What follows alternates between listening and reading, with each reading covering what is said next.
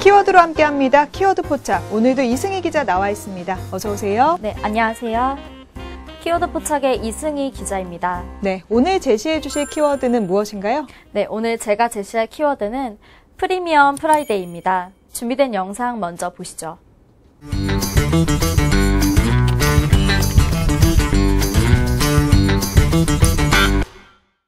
월 1회 조기 퇴근제인 한국판 프리미엄 프라이데이. 금요일 오후 4시에 퇴근하는 조기 퇴근제가 정부 부처 일부와 공기업 등 공직사회부터 시작됐지만 출발부터 논란에 휩싸였습니다. 지난 2월 먼저 제도를 시행한 일본 역시 참여 기업은 1000여 곳, 전체의 3.7%에 불과한 상황입니다. 실효성 논란과 함께 공무원만을 위한 제도가 아니냐는 비판마저 나오고 있습니다. 과연 내수 경기를 살린다는 목적을 달성할 수 있을까요? 직장인들은 삶의 질이 조금 더 나아질 수 있을까요? 관련 내용 기획취재팀에서 준비했습니다. 네, 어떤 분들에게는 기대감을 가지게 할 수도 있고 또 어떤 분들에게는 남의 일이다 싶기도 할 텐데요. 한국판 프리미엄 프라이데이 조기 퇴근제에 대해서 알아보도록 하겠습니다. 이 조기 퇴근제 벌써 공무원들을 중심으로 도입되고 있죠? 네, 그렇습니다. 정부가 내수 진작을 위해 계획한 한국판 프리미엄 프라이데이가 공무원을 중심으로 도입되었는데요. 정부 부처 중에서도 가장 야근이 많다는 기획재정부에서 4월의 마지막 주 금요일 날 오후 4시에 퇴근하는 것을 시작으로 매달 같은 시기에 프리미엄 프라이데이를 갖기로 한 상황입니다. 한국판 프리미엄 프라이데이라고 하면 다른 나라의 제도가 있다는 뜻 같은데 어떤 나라의 제도를 벤치마킹한 건가요? 이웃나라 일본입니다. 일본의 프리미엄 프라이데이는 지난 2월 24일 처음 시행됐습니다. 매월 마지막 금요일 오후 3시에 업무를 끝내도록 하는 것인데요. 일본에서 프리미엄 프라이데이를 도입한 이유는 카로시, 즉 근로자의 과로사를 막자는 취지에서 나왔다고 합니다. 그 부분에서 좀 차이가 있는 것 같습니다. 우리나라의 취지는 내수 진작의 의미가 강하죠. 네, 맞습니다. 정부는 장기화하는 경기 침체 분위기를 다시 끌어올리기 위해서 내수 활성화 대책을 내놓았는데요. 최근 수출 회복세는 계속되고 있지만 내수 경기는 소비 심리 위축과 고용 둔화 등으로 부진한 실정입니다. 그런데 얼마 전에는 5월 황금 연휴 기간도 있었고 또 여름 휴가도 다가오고 있는데 우리나라 내수가 심각한 상황인가요? 네, 꽤나 심각한 상황입니다. 작년 4분기 이후 소비 심리가 크게 위축되고 있는데요. 관련 내용은 소비자 심리지수를 통해 알 수 있습니다. 소비자 심리지수는 한국은행이 생활 형편, 경기 상황 등 소비자의 응답 결과를 집계해 작성한 자료입니다.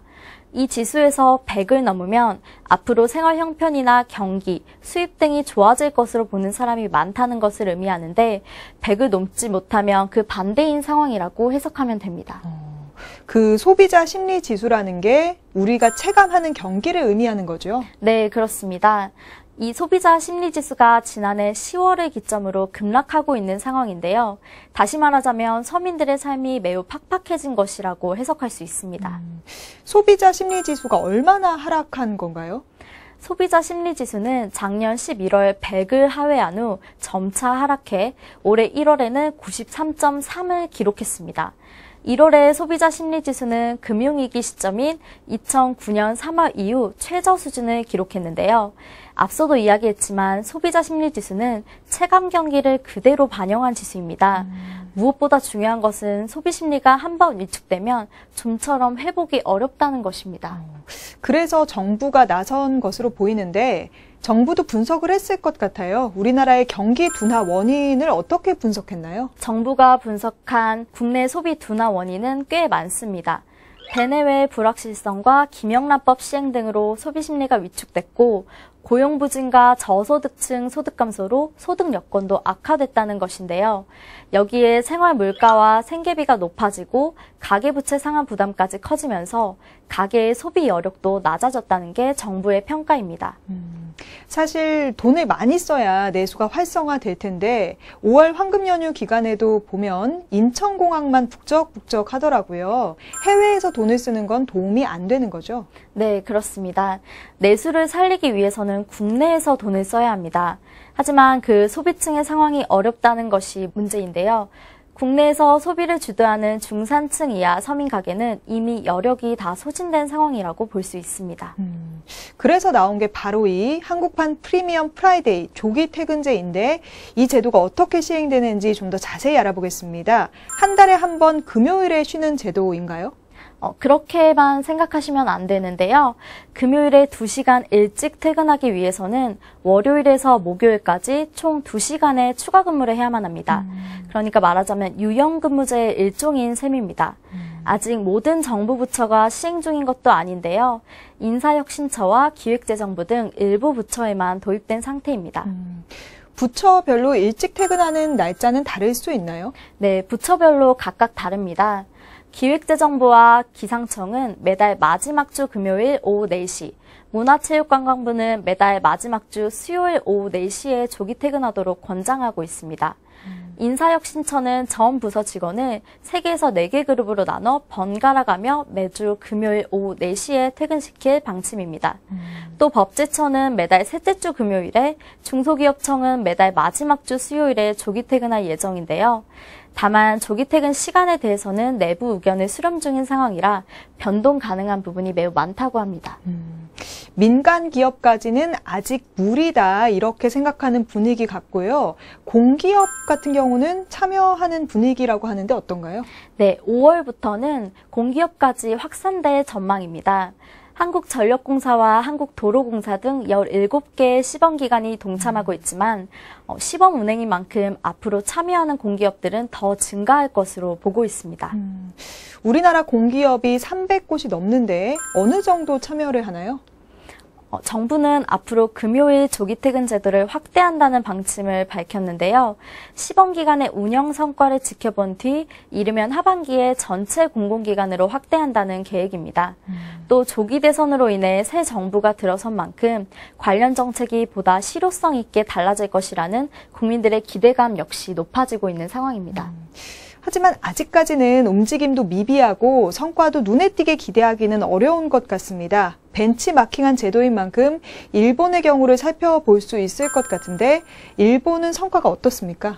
일본에서는 제대로 시행되고 있지 않은 경우가 매우 빈번한데요. 일본의 한 민간조사 회사인 인테지가 도쿄, 사이타마현 등 수도권에 거주하는 20세에서 59세 남녀 2,200여 명에게 인터넷 설문조사를 실시한 결과가 있습니다. 프리미엄 프라이데이 실시율은 종업원 1,000명 이상인 기업이 5.8%, 100인 미만인 기업은 2.4% 등으로 조사됐습니다. 규모가 큰 기업일수록 시행률은 높았지만 실제로 일찍 퇴근했다는 사람은 3.7%에 그쳤는데요. 직장에서 프리미엄 프라이데이가 시행됐거나 조기 퇴근을 장려했다는 비율은 10.5%였으며 이들 기업에서 일찍 퇴근했다는 사람은 37.9% 정도뿐이었습니다. 프리미엄 프라이데이 제도를 시행하지 않는 회사도 많고 시행했다고 하더라도 일찍 퇴근하지 못하는 직장인들도 많은 셈인데요. 이들이 일찍 퇴근하지 못하는 이유가 있을까요? 앞서 언급한 조사 결과에 따르면 일찍 귀가하지 못한 이유로 88.4%의 사람들이 일이 끝나지 않아서라고 답변했습니다. 또 나중에 업무에 악영향을 줄 것 같아서 또는 직장 주변 사람들의 시선이 신경 쓰여서 등의 대답도 이어졌습니다. 굉장히 현실적인 답변들인데 그럼 실제로 일찍 퇴근한 사람들은 어떻게 시간을 보내나요? 프리미엄 프라이데이 시행 후 집에서 휴식을 취했다는 응답률이 가장 높았습니다. 외식을 하러 밖에 나갔다는 응답률은 전체의 3분의 1 정도였는데요. 우리나라는 내수 경기 활성화를 위해 해당 제도를 벤치마킹했던 상황입니다. 그러나 일본의 상황을 보면 그 부분에 대해서는 큰 성과를 기대할 수가 없는 실정입니다. 일본의 경우만 보더라도 이 제도가 안착되기까지는 상당한 시간이 걸릴 것 같습니다. 상사의 눈치를 피해서 일찍 퇴근하기도 어렵고 또 퇴근한다고 하더라도 시간을 보낼 것도 마땅하지 않고요. 참 문제가 될 수 있을 것 같은데 우리나라에서 민간 기업이 참여한 곳도 있습니까? 아직까지는 민간 기업에서 도입된 경우는 없는 것으로 나타났습니다. 민간 기업에서 하나의 직장 문화로 자리 잡는 데에는 앞으로도 상당한 시간이 소요될 것으로 보입니다. 아무래도 민간 기업까지 확대되기에는 좀 어려운 감이 있겠죠? 네, 맞습니다. 민간 기업이 프리미엄 프라이데이를 시행하게 되면 일단 조기 퇴근으로 인한 비용이 만만치가 않습니다. 주 5일 근무처럼 강제 사항이 아니기 때문에 비용 부담이 큰 중소기업은 시행하기가 어려운 것이 사실입니다. 민간 기업은 뭐 대기업이든 중소기업이든 시행하기가 쉽지 않을 텐데 정부 부처만 한다고 옳다고 볼 수는 없을 것 같아요. 누리꾼들의 반응도 살펴볼게요. 뭐 찬성하는 쪽이 많습니까? 어떻습니까? 부정적인 의견이 굉장히 많은 편입니다. 네티즌들은 그냥 2시간 일찍 퇴근하는 것도 아니고 매일 30분씩 일을 더 하라는 것인데 그건 조삼모사가 아니냐. 분명 평일 야근만 늘어날 가능성이 높다라는 식의 지적을 쏟아내고 있는데요. 실질적인 근로시간 단축이 없는 형식적인 정책이라는 비판도 나오고 있습니다. 또 국민이 돈을 쓰지 않는 이유는 시간이 없어서가 아니라 돈이 없어서다. 정부는 무작정 돈을 쓰라고 하는 게 아니라 어떻게 소득을 늘릴지에 대해 고민해야 한다는 의견도 내어놓았습니다. 대체로 이번 정책이 근본적인 삶의 질을 개선하는 쪽으로는 이어지기 힘들다는 반응들이 지배적입니다. 누리꾼들의 반응만 봐도 이 실효성 논란이 계속될 수밖에 없겠어요. 네, 한마디로 현실성이 없기 때문인데요. 실제로 이 제도를 민간 기업에 강제할 수도 없고 또 근무하는 입장에서는 눈앞에 일이 쌓여 있는데 그것들을 다 미뤄두고 퇴근하는 게 매우 어렵습니다. 평일 야근만 더 늘어날 거라는 회의적인 반응 역시 나오고 있는 상황입니다. 특히 우리나라는 업무 강도도 높고 또 야근도 많은 편인데 당연히 그림의 떡이다 이런 목소리도 나오죠. 네, 당연합니다. 실제로 우리나라 근로자들의 연평균 근로시간은 2057시간이었습니다. 경제협력개발기구 회원국 중 3번째로 많은 수치인데요. 매일 일에 치여 사는 근로자들을 쉽게 찾아볼 수 있으며 과로사와 같은 사고가 끊이지 않고 일어나고 있는 것이 바로 우리의 현실입니다. 장시간 노동에 시달리다 보니까 과로사 같은 안타까운 소식도 들리는 것 같아요. 네, 그렇습니다. 이미 지난해 2월부터 1년간 9명의 집배인이 근무 중 숨졌습니다. 게임업계의 노동 강도 역시 악명이 높은데요. 최근 한 업체가 8개월간 직원들을 대상으로 강제 야근 및 휴일 없는 근무 등을 시도해 비난의 표적이 되기도 했습니다. 그러니 이런 상황에서 정부의 조기 퇴근 정책이 잘 시행될 거라는 의견은 찾아보기 힘든 상황입니다. 또 일부만 시행하는 것도 문제인 것 같아요. 사용하지 못하는 근로자들에게는 상대적 박탈감이 들 수밖에 없을 것 같거든요. 상대적 박탈감 역시 큰 문제입니다. 일부 기업들의 경우 토요일이나 일요일 등 법정 공휴일에도 일을 해야 하는 게 현실인 만큼 복지나 정부 정책의 사각지대에 놓인 근로자들의 박탈감은 높아질 수밖에 없습니다. 실제로 부부 중 한 사람만 쉰다고 해서 그 가정이 내수회복을 위해 소비한다고 볼 수는 없는데요. 오히려 한 사람만 쉬는 일은 가정 내에서 갈등만 만들 수도 있다는 지적입니다. 그렇겠네요. 이 제도에 민간 기업 참여가 적기 때문에 또 없기 때문에 공무원만을 위한 정책이다. 이런 목소리도 나올 것 같아요. 그런 비난 역시 꾸준히 나오고 있습니다. 결국 몇몇 공무원들만을 위해 시행되는 제도가 아니냐는 지적인데요. 공공부문을 통해 정책을 구현하고 빨리 선보이는 것이 상대적으로 민간 부분에게는 박탈감을 느끼게 하는 부작용으로 작용할 수 있다는 것입니다. 게다가 공무원들 사이에서도 조기 퇴근제에 대한 입장은 엇갈리고 있는 상황입니다. 공무원들 중에서도 이 제도를 반대하는 사람들이 있나요? 네, 물론 있습니다.